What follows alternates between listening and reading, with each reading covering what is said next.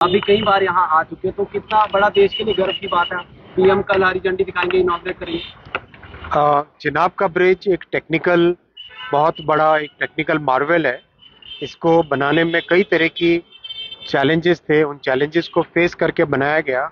आप इसके technical parameters को अगर देखें तो इस ब्रिज का डिज़ाइन 260 किलोमीटर प्रति घंटा wind speed, 260 kilometre per hour wind speed, और जो जोन 5 सिस्मिक जोन के हिसाब से उसका डिज़ाइन है। यानी एक बहुत ही कॉम्प्लेक्स प्रोसेस से इसका डिज़ाइन किया गया है। इसकी फाउंडेशन देखो, अगर आप फाउंडेशन फुटबॉल फील्ड के आधे के बराबर है। 30,000 टन स्टील लगा है इसमें। तो ये बहुत ही कॉम्प्लेक्स है और दुनिया का सबसे ऊंचा रेलवे आर्च ब्रिज है ये। अंजी ब्रिज भी अपने आप में बहुत ही एक महत्वपूर्ण ब्रिज है। केबल वाला ब्रिज बनाना, हाईवे में केबल के ब्रिज कई जगह बने, रेलवे में केबल का ब्रिज पहली बार बनाया। इसका कारण है रेलवे में लोड बहुत होता है, गाड़ी हैवी होती है। ट्रक तो ज़्यादा से ज़्यादा कहो तो 35 टन 40 टन की होती है, लेकिन ट्रेन बहुत हैवी होती है, 4,000 टन की भी होती है। इसलिए जनरली केबल वाला ब्रिज रेलवे में नहीं बनाते। यहाँ पर एक स्पेशल डिज़ाइन के साथ बनाया गया है, क्योंकि नीचे पियर्स यानी पिलर बनाने के लिए वहाँ पे जगह नहीं है। इसीलिए केबल स्टे और आर्च ब्रिज बना के एक टेक्नोलॉजी के बहुत ही महत्वपूर्ण बनाए। साथ ही साथ एक और इम्पॉर्टेंट पॉइंट है, जो टनल्स बनी अपने, आप देखो ये कटरा से बनिहाल अगर हम देखें, इस सेक्शन का 111 किलोमीटर है।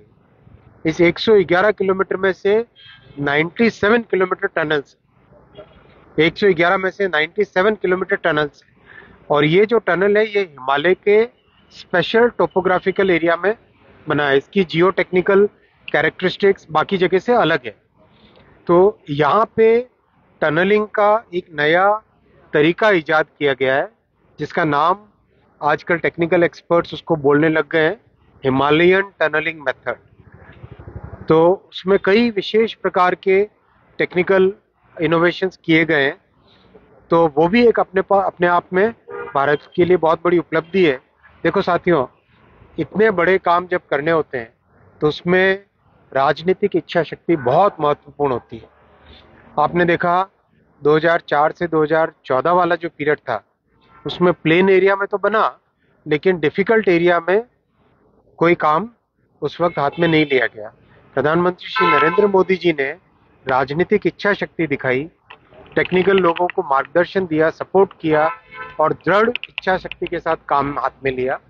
इसीलिए आज ये सपना पूरा हो रहा है। अश्विनी जी, ये दुनिया का पहला ऐसा रेलवे सफर होगा, जैसे आप बता रहे हैं कि कटरा से बनिहाल तक, जो इतना डाइवर्सिफाइड होगा कि आपको टनल और ब्रिजेस इस पर से गुजरना होगा, क्योंकि आपने दुनिया भर में ट्रेन में सफर किया है। कितना अलग अनुभव होगा ये एक यात्री के लिए जो श्रीनगर तक ट्रेन में जाएगा? बहुत सुखद अनुभव होगा, बहुत अच्छा अनुभव होगा।